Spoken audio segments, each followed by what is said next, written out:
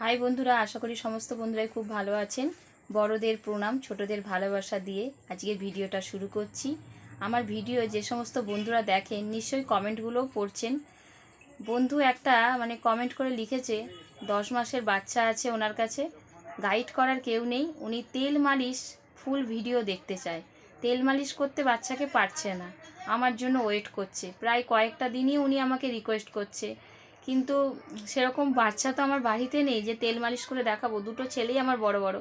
আজকে একটা পাড়া থেকে বাচ্চা দেখতে পেয়েছি, ওরমই 10 মাসেরই বাচ্চা। সেই দিদিকে আমি রিকোয়েস্ট করেছি ওনার বাচ্চাটাকে দেওয়ার জন্য, দেবে বলেছে। ফুল ভিডিও আমি তেল মালিশ করে দেখাচ্ছি। যে বন্ধু কমেন্ট করেছেন সে তো দেখবেনই, আদার সমস্ত বন্ধুরাই দেখুন। যে বন্ধু কমেন্ট করেছেন সেই বন্ধুকে অনুরোধ করছি ভালোভাবে ভিডিওটা দেখবেন। দেখুন, সর্ষের তেল নিয়েছি, জোয়ন নিয়েছি। এই জোয়ন কিন্তু প্যাকেট জোয়ন নয়, প্যাকেট জোয়ন নুন দেয়া থাকে, এটা কিন্তু লুজ জোয়ন পাওয়া যায়, দোকানে বললে পাওয়া যাবে, দেখবেন। আর আমি 4 কুয়ো রসুন ছাড়িয়ে নিয়েছি, রসুনটা তেলের মধ্যে দিয়ে দিলাম। আর জোয়নটা তেলের পরিমাণ অনুযায়ী দেবেন, রসুনটাও তাই তেলের পরিমাণ অনুযায়ী দেবেন।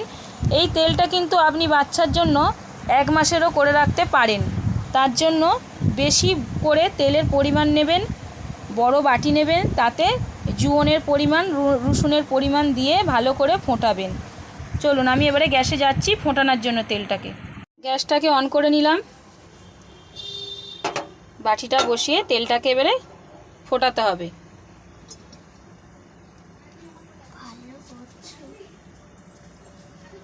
তেলটা ফোটা পর্যন্ত কিন্তু ওয়েট করতে হবে, আস্তে আস্তে তেলটা পুরো গরম হয়ে ফুটবে, তারপরে নামাবো।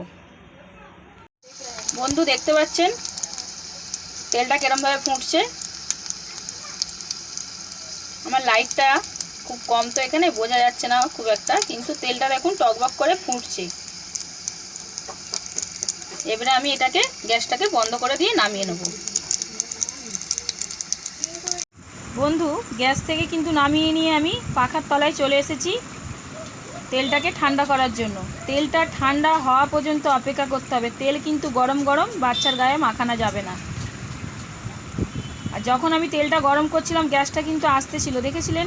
গ্যাসটা আস্তে করেই তেলটা গরম করবেন, কারণ রসুনের যে একটা গরম ভাগ রস রয়েছে বা জুয়ানের যে গুণটা রয়েছে সে সমস্ত গুণগুলো তেলের মধ্যে বেরোবে, ফুটবে, তারপরে তেলটাকে নামাতে হবে। বন্ধু তেলটা ঠান্ডা হয়ে গেছে, এবারে আমি ছাঁকনির মাধ্যমে ছেঁকে নিচ্ছি, অন্য বাটিতে ঢেলে নিচ্ছি।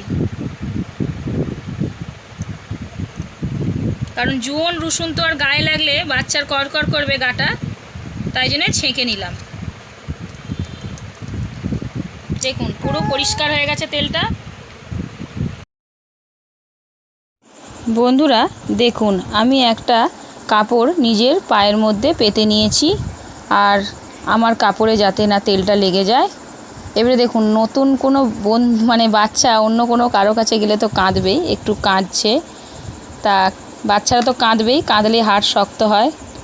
আর এভাবে তেলটা নিয়ে ভালো করে হাতের চেটোয় গরম করে নিয়ে তারপরে বাচ্চার গায়ে মাখাতে হবে। হাতের চেটোয়, পায়ের চেটোয়, আর ওরম করেই মালিশটা কিন্তু করতে হবে। যে বন্ধু কমেন্ট করেছেন সে ভালো করে ভিডিওটা কিন্তু দেখুন, তাকে বিশেষ করে আমি রিকোয়েস্ট করছি।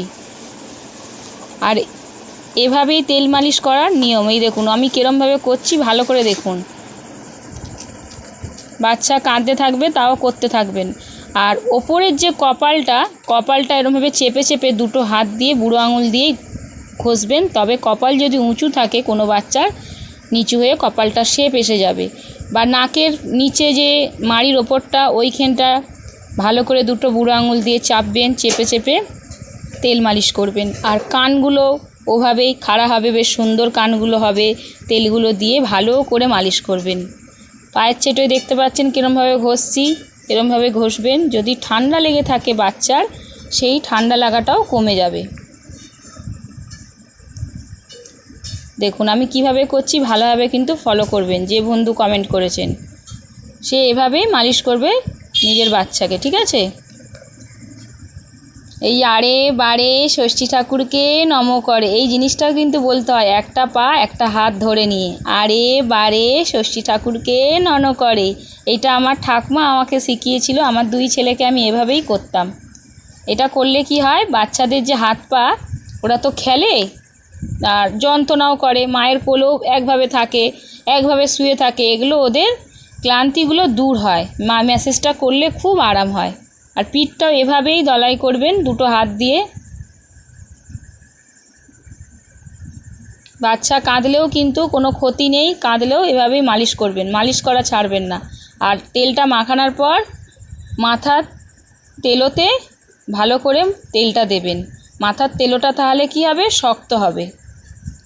ঠান্ডা কোনোদিনই আর বাচ্চার লাগবে না এভাবে তেল মালিশ করলে। সারাদিনে ম্যাক্সিমাম 4 বার তেল মালিশ করবেন।